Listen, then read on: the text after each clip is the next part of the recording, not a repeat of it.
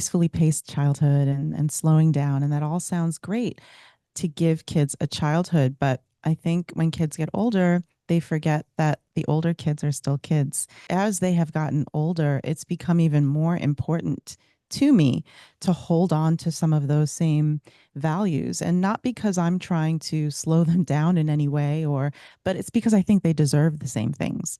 Hello, everyone. Welcome to the Thriving in Motherhood podcast. I'm here today with Leslie Martino. Welcome, Leslie. Thank you so much for having me, Jessica. Now, some of you might have been around here for a while and remember I talked with Leslie on one of the Soaring Mother Summits. I don't think either of us can remember whether it was 2021 or 2022, but a while ago. And so it's great to have you here on the actual podcast. Hi, I'm Jessica Jackson, and this is the new way to thrive in motherhood by leaning into who you are, what you love, your unique family situation, and personal mission to create a life that you actually want to live. I want to invite you to join me in saying no to the life of the exhausted supermom, burnout, victim thinking, being pulled in so many directions, suffering through survival mode, or being lost in motherhood, and say yes to building strong families and moving forward on our greatest goals in order to create a fulfilling life that we are excited to wake up to each day and become a soaring mother. This is the Thriving in Motherhood podcast. I would love to invite you to join me with the Plan a Week You Can Win training. There is so much that you can do as a mom to try and get less overwhelmed, get organized, plan your weeks. And the reality is that a lot of the common advice out there is actually hurting you, keeping you stuck, and making it harder to do the things that you want to do. So I would love for you to join this training with me where I'll go over some of those common mistakes that I have done and that I see other mothers do, these kind of traps that we can fall into that prevent us from being successful and creating those winning weeks where we're spending our time and energy on the things that matter most to us, where we're not being a slave to our planner, where we're not frustrated by interruptions, and where we can just be truly engaged and enjoy our life as it unfolds. So go ahead and click the link below to join me on the Plan a Week You Can Win training. Would you just introduce yourself and tell us what motherhood looks like for you right now? Sure. So my name is Leslie Martino. My family and we live in Central Florida. And motherhood right now is exciting because of the ages of my children, I guess I would say. It's a new stage, it's different. I have a 14-year-old who's going on 15 pretty soon, and I have a 12-year-old who probably acts like he's 20. And then I have my twins on the younger end who are 10. So right now it's been a really nice season of enjoying children who are just at a different stage than before.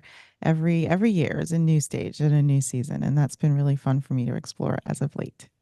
What's the biggest difference for you of having those like middle, early teenage years versus Mhm. the younger kids or the toddler, preschooler era? I feel like you get a chance to see as they get older, they have a chance to sort of see some of the things that you've always been hoping to see, like, that you've built a bond or closeness that, lasts. It's not just about them depending on you when they're little, but when they're older, that's been really nice. Like our older kids really like to spend time with us, and I absolutely love that. That's amazing. And I think that's actually a perfect segue into the book you wrote. Mm. So let's talk a little bit about that because you have this beautiful angle. So tell us a little bit about your book. Okay. The book is called The Joy of Slow: Restoring Balance and Wonder to Homeschool Learning. And that really is what the gist of it is about. It's just exploring the idea of what slowing down can mean for us in education, but also in life, in motherhood, in our family life. And it's because it's not that there's anything inherently wrong with fast, but if we're constantly doing things in fast forward, we can really lose sight of some important things that can only be noticed or only be seen when you're going slow, or you can lose sight of the things that get lost because your focus is so much toward fast and future. And I feel like so much of life is like that it's important to do the opposite, or to figure out how we can somehow bring ourselves outside of that, not just go along with what the world is saying this is the pace that we should do life at. Yeah, well, and to that point, I feel like this idea of like having a slow childhood in the early years is pretty well established. Like that's well documented and people agree on it. But but there is almost nothing. Yours is the first thing I've come across that talks about having slow for later childhood, teenage years. So can you tell us a little bit about what it looks like Mhm. in those seasons of motherhood? Yeah, sure. So you're right. People are very eager to talk about things like that when children are younger, peacefully paced childhood and slowing down. And that all sounds great to give kids a childhood. But I think when kids get older, they forget that the older kids are still kids. And it's for me, when as they have gotten older, it's become even more important to me to hold on to some of those same values, and not because I'm trying to slow them down in any way, or but it's because I think they deserve the same things. And I think when we talk about peacefully paced childhood, and even when it comes to their learning, allowing time for play and going slowly, those we believe that those things are important to young children, but we also believe that it allows for their growth and development, and it allows them to thrive, putting their minds to use, and hand brain connections and time to explore their imagination. Like, we believe all those things are good, but I think those things are good for everybody. And so as they get older, I think it just becomes more important to pay attention to things like how those particular needs change for an older child. Like, how does an older child play? How does an adult play? Because we still do, and it's still important. And so we are often so ready to speed up a teenager's life because I think sometimes we feel like it's a race to the finish for us, or it's like a race to get into them everything that they need to get from us before the age of 18. And I feel like that's unfair because if you ask me if I had everything I needed by the age of 18 to launch off into adulthood, the answer is no. I continue to learn and I continue to grow, and I'm still doing so, and I'm way past 18. So I think we need to reflect about those things a little bit more and ask ourselves what slowing down really can look like for our families and even for teenagers and older children. So coming at it from maybe a different angle, because I feel like as is like from the mother perspective of this, like in those early years, at first it was kind of like the days were painfully slow, like you and the Mm, baby and the toddler, like they just took forever. And so then it was like this, how do I find things so that the clock isn't dragging on, right? So that things pick up and things are going well. That's when I just stumbled across Wild and Free and discovered a lot of mhm. those things that were being put out like a decade ago. I guess they still are coming out, but that's just when I Yes. started subscribing. Um, Mm-hmm. but but then there's also kind of this like, oh, now they can do things. Now we can go places. Now we can have fun. Mm, And so some of it's kind of like this, man, I've been going slow for a decade. Can we go fast now? Like mm, some of it driving. So how do you reconcile that? Like, how do you as a parent stay in a good place to continue to provide a slow mm. childhood for your I kids? I think the slowing down in that sense is about slowing down ourselves as adults enough to still capture what's meaningful, to capture what's meaningful about family life, to capture what's meaningful about relationships. And so even though our children are older, even though they're doing things more independently, when I say slowing down to capture some of those things, if I know that I still value deep connection, then it means that no matter how independently you're doing something, I'm going to still make time and carve out time to sit down with you and do something. I'll give you a quick example.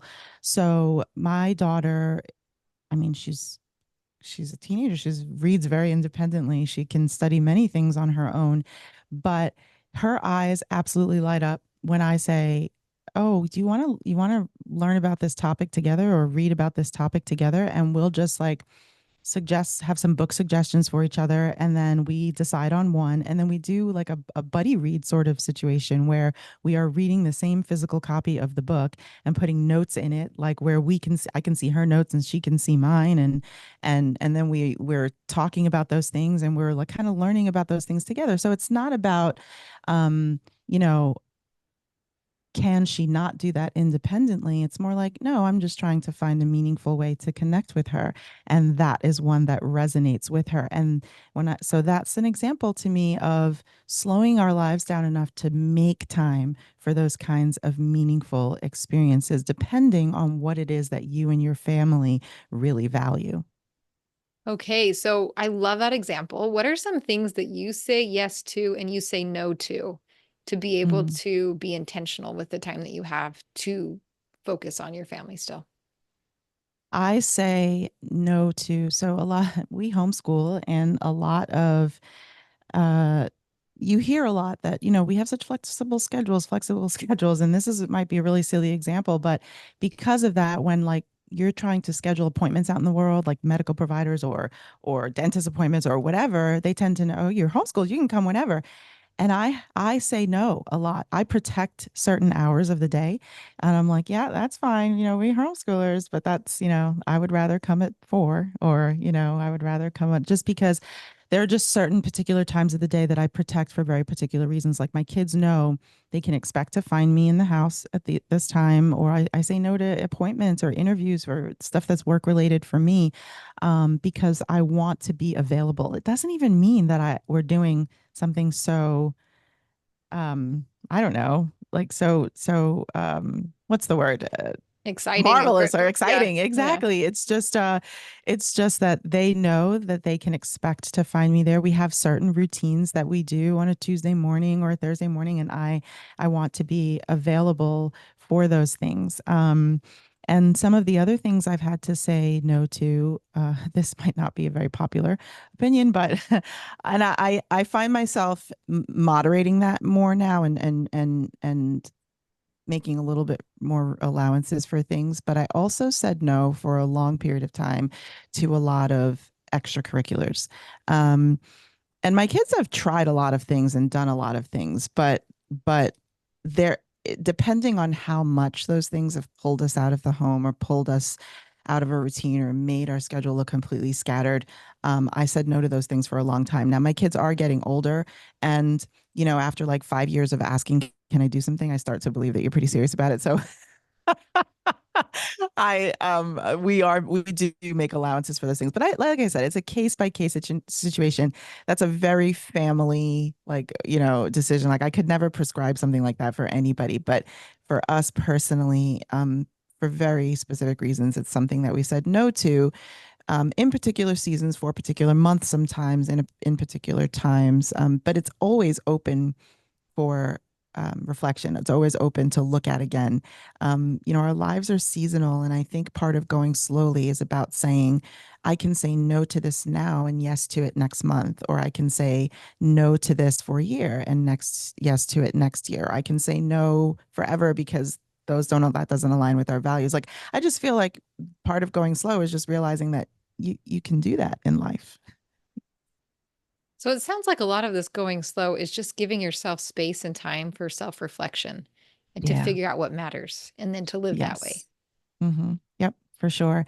I think too often in life we say that we value things, and we just sort of assume that because we value it, our lives are going to align, to what we're saying. And we actually have to be intentional about those things, because more often than not, we are frustrated in life because our lives are really not a true reflection of the things that we value most. And that frustration is stemming from that. Yeah. So let Yeah. me ask you another question. I've got kids that are, my oldest is about to turn 11 and then we've got them every other year. So I'm like right on the cusp of the season. But so I love these principles and we also don't do extracurriculars like very often and we're at Mhm. home. Like we are at home pretty much Yeah. all the time. So how do you Mhm. find other people to have community with outside of the walls of your home that Mhm. also embrace this way of living? Or how do you mesh those? So what we have done is to find the extras and out of the home things that align again to things that we highly value. So we're sort of hitting many birds with one stone. So we have, and I might list this and someone else would say that's a lot, so it's like that's why I said it's so personal to every family. But we have a weekly, so we've got a hiking group, a nature group. We have a local wild and free group. We have a book club group. We have a sort of a homeschool field trip group that's kind of crossover with our book club group. We have church groups. So like there are definitely things that we do, but we've made space for. We're intentional. Like it's not just something we said yes to willy nilly. It's like we said yes because this actually aligns with the value of this value and of this value, and we think it's worth it. And so I think that's the thing, is that it's not saying, so we can't, the thing is that we can't do everything. So there has to be some things we say no to and has to say yes. So we have to be intentional about how that list gets created, right? So it's not that we don't do any extracurriculars or we don't do anything outside of the home. It's that we are very intentional about what it is that we've actually said yes to. Love that. And so those are some great things. So you have like a number of different groups with Mm-hmm. different people doing different things. Mm-hmm. Yeah, yeah, for Connecting sure. My different. kids they do not, they don't lack that sort of community connection at all. Um, and it's funny because how that's perceived also is so personality based. Like I remember a time when my kids were younger. I think they change a little, as they go through the years. But when my kids were younger, some of them or majority of them were so much more extroverted than I was. And so like they were ready for more, more, more. And I was like drained by like, outing too. And it was like, that's something also interesting to reconcile also as kids get older, because sometimes like even the perception of how much you're doing would look different from depending on who you asked in your family. Like, do you feel like we have a good balance? And some people would probably say yes, and some people would say no. So it's hard. I'm not saying any of this is easy, to reconcile all that, to balance all that. But part of what the idea that I talk about in The Joy of Slow is that I call finding slow a paradox of balance, because in all areas of life, that is what we're striving to find. And some people interpret that to mean our lives should look perfect. But I'm like, no, finding balance is such an imperfect process. I give an image in the book of a balance scale that's hanging, and it's always wobbly.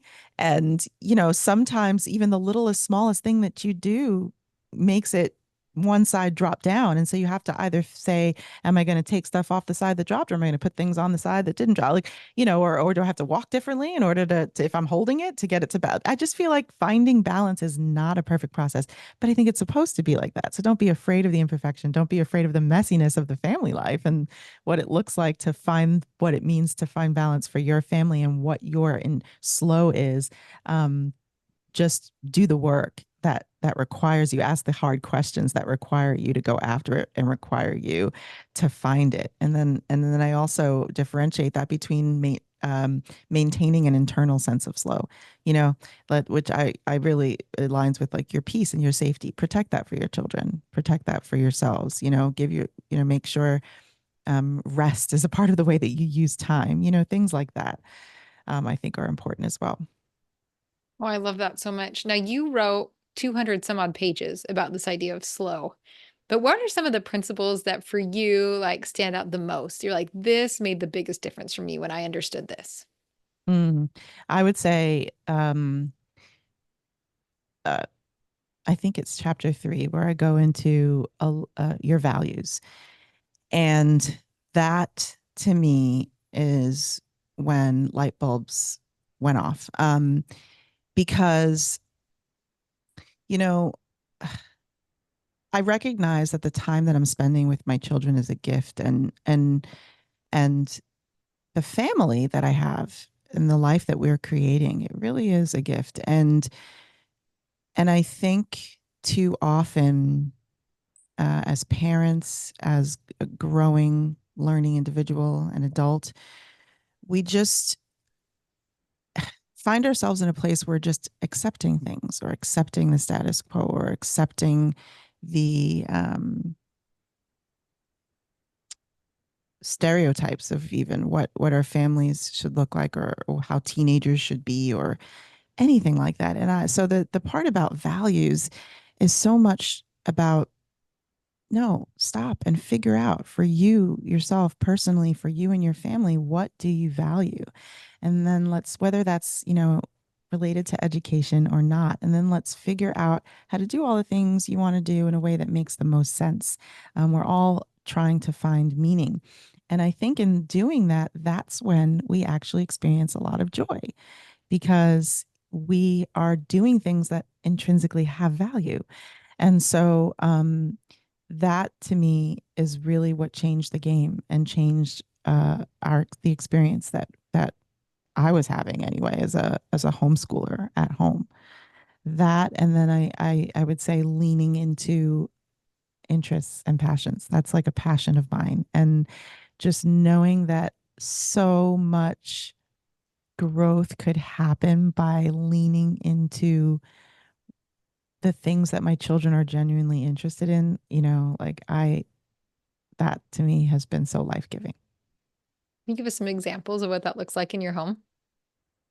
Yeah. So, um, it's interesting because I think that some of the things that in some of the areas where I have grown um, as a mother would be learning to manage my own thoughts and feelings in areas of discomfort, as I've intentionally tried to connect on a level with my children that embraces and is genuinely interested in their areas of passion. Because, sometimes I think, especially when it comes to education, we often have a list of things that our children should learn and should do. And when you start asking yourself, well, how can learning be experienced inside of your interest in dog training, or inside of your interest in Lego building? Like, how can that really happen?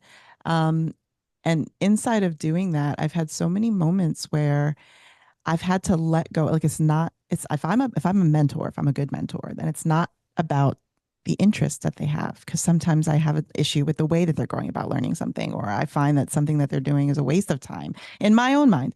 But then I say, but if I'm a good mentor, there are things about the process of learning that I can help you develop. I can help you become a better researcher.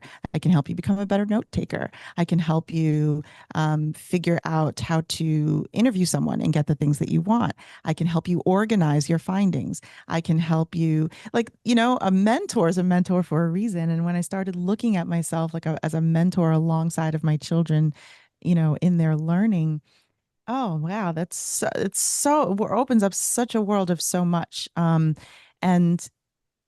I think I've grown uh as an individual inside of doing that, not just because I'm learning to be a better mentor, but because I'm confronting my own discomfort and the questions that come up inside of myself and my own understanding of learning that happens. And not that my children are even seeing all that, but like I'm growing too as an individual. That's actually really exciting. I love that so much as an example because it's so easy to be like, you're not doing this the right way and come in and fix it instead of Mhm. identifying the skills that they need to learn to be able to be self-sufficient in that area. Exactly, exactly. Because you want them to become more independent, right? So help them toward that independence. Don't just give it all to them. Don't just tell them, here, read all of these books. Help them figure out what that looks like to be selective about the books that they use. Like, there's so much to learn inside of all of that. So walking with them through all of that, that's like, I hate these books that you picked, but it doesn't matter. I'm going to help you figure out how to figure out what work do you have to do to figure out if these are going to work for you, if these books will work for you. So are you having these conversations just organically as they come up? Do you have like things like, yeah, how do you work that into your day? Yeah, definitely a lot of organic conversation. I joke when I say my homeschool is basically about good books, meaningful experiences, and good conversations. Like, we just conversing all day. So yes, a lot of it is that, but I do also, because I want to be intentional about it, I also have carved out very specific times to do that. We have like these check-in times where I just want to sit down and check in with you about your, and I say with you, but I mean with each other, because what's been really great is that my children are a part of me doing that as well. Like, let's talk about what are you working on? What project do you have going? How can I be a support? And so I have these intentional times that we've created to do that. And we do it as a group together so we can all ask each other questions. And then I do it one on one with each child as well. Sometimes I'm like, let's go take a walk around the block, or let's go to the coffee shop and get some coffee and chat. It just depends on which kid and who likes to do what. But sometimes it's just as simple as come into this other room with me and sit and let's talk. So is this something you're doing on a weekly basis, monthly? Like, what does that look So like? that's looked different in a lot of seasons because it depends on how we've organized that their work times. Like for many, many, many years, we dedicated a few hours in the morning to this sort of self-directed learning project-based exploration. And so inside of that, twice a week, we would do these like group times where we'd talk about what we were doing for those 4 mornings a week. Um, but then there were other times when my kids, you know, that they didn't need that or didn't want that, or we were working on other things. So we would not do that and, just kind of have our schedule be filled with other things. But then the next month would come and they'd be like, I have ideas for projects. I have ideas for project. Everybody wants to, oh my gosh, everybody just wants to go and do something. So then we would be like, all right, for the next month, that's what we're doing for most of the day. Like, let's just do that. And so, and then we're in that kind of a season, then it's like, yeah, we can just naturally build those. That's what we're doing all day anyway. We could naturally build those check-in times into our routine. Then there are other times when they're genuine interests. So these interests are bleeding out into the weekends. They're bleeding out into all these times that you haven't even designated for it to happen. And so when I see a lot of that happening, then I just sort of say, hey, once a week, can we just talk? Let's just talk, fill me in, like what's going on, because I don't even know what you're doing anymore. You just you've got a lot going on. I'm interested. It's not that I want to manage it or control it. I'm genuinely interested, and my kids know that at this point. So it's like, yes, yes, yes, let's talk. I have questions I want to ask you. Oh, I have things I need you to buy me. That's often what I hear. Um, You get that too. yeah, Mom, can yeah. you please go to the store? I can do everything except drive. I need you to drive. Exactly. Okay. My daughter and I have this internal joke at this point. She's my oldest, and I tell her all the time. She knows I'm kidding, but I'm like, your one downfall is that you cannot drive, and she's like, Yeah. we can fix that in just a few months, Almost. almost Almost. about a year, yeah. Yeah. Yeah. Can I ask you another very just practical question? So we've got very project heavy children. I mean, it's constant. And I walked into one of my kids' rooms and I was like, guys, you have too much stuff. And my son goes, no, mom, I have too many ideas. I had to Mm. make all Ooh, these things. okay, I like him. I do too. I was like, every man, okay, I can't complain about this, but they create all these things that they love and that they just, Mhm. spent all this time in. But like we are getting like their ideas are starting to take over spaces. So how do you Mhm. manage that when you have Mm. lots of projecting? I actually ask the kids to edit those spaces with me, because I feel horrible. I never want to come in and just be like, you haven't touched this in 2 weeks. I'm dumping it, because then they're like, no, no, no. I was going to go back to that next month. What are you doing? So I always say to them, hey, like just realistically, like we want to use the table. So can you Mine is I'd like can to you walk on have the floor. That's what I right, say. right, right, right. So like if you want to sleep in your bed, we should probably let's talk about this. And Yeah. I like to brainstorm with them about storage solutions, or about what can be what we can get rid of, or what we can give away, or what we can because that has to be done often. It's true, especially when you have kids, very idea based children. But that's more of that constant conversation around you know what your home the spaces in your home and how they're being used. I like our home is a very lived in home. There are many parts of it that might not be aesthetically pleasing to someone else, but I look at it and I'm like, wow, this reflects like what's meaningful to us, and so I love it. But sometimes we do have to talk realistically about, do we need to add like go grab another bookshelf, or go thrift another bookshelf, or go figure out, maybe drag that one into the hallway because this is like a completely overcrowded space now. Or have you outgrown all of these books and we can now give that away? My children never want to do that, but that's okay, Yeah, because same. I get that, and I never want to give away my books either. But I know. it's just constant conversation because you live with these people, and as they get older, they have ideas about those things, and so they want to Oh, mine have participate. always had ideas about their Yeah, things. right. Yeah. Yes. Yeah. And rightly so. When you like create it and you imagine it and you play with it Hmm. and I totally respect that. So I'm the same. I like don't Exactly. throw it away, but I'm like, it's Hmm. been a decade, guys. We Yeah. have to look at It's this. been a decade. Yeah. Anyway. No, that's really Yes. good though. That's really Yeah. good. Well, and I think even just like, what's the value here, right? Like, Hmm. it has Hmm. to come down to, like you were saying, that principle of what Yeah. matters Yeah. most. It can't For be sure. a minimalist aesthetic all the time. All the time. Yeah, for sure. And sometimes I ask my kids, just in the name of minimalism, probably, it's just I ask them, is it that you need more, or do we need to go back to what we already have, or and do we need to take a second look and look again? So it's a little bit of balancing, right? It's a little bit of Hmm. both. It's like, um, we probably don't need more. What else can you do with what you have? Let's also look there, so sometimes they need that adult wisdom too, just like they don't know always what your budget is or what your margins are for certain things, and so it's you negotiating all of that. Yeah. Yeah. We often say there's always limitations in the design constraints. You got to Yes. work Exactly. within your design constraints. Yeah. Exactly. Well, Leslie, I really appreciate both the practical as well as these like high principles that you're sharing with us that really can be applied in so many ways. What is the takeaway that you would love us all to have about finding joy in slow living?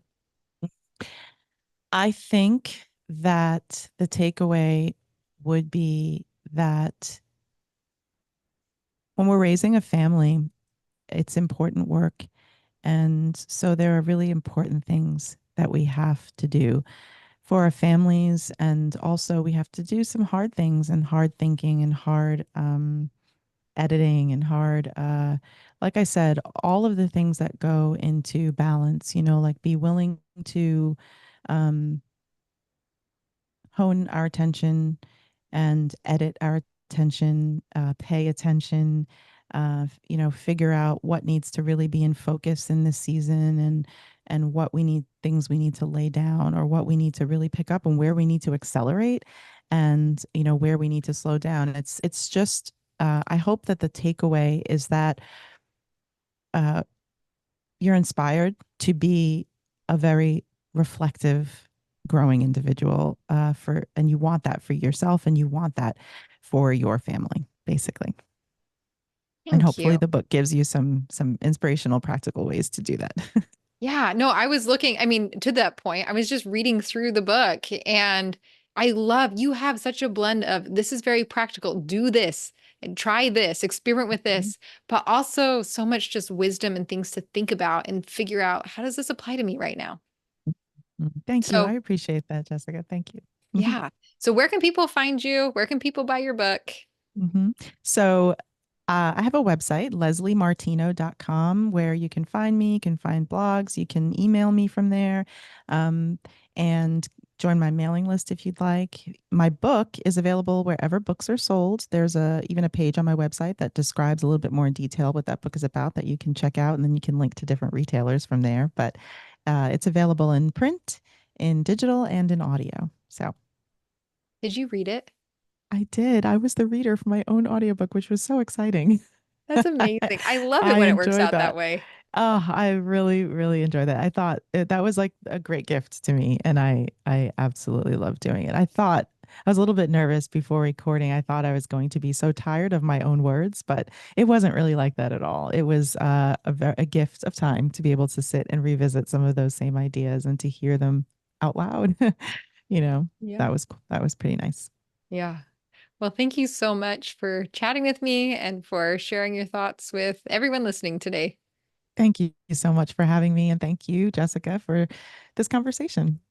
Where you are planted, watch the blossoms grow.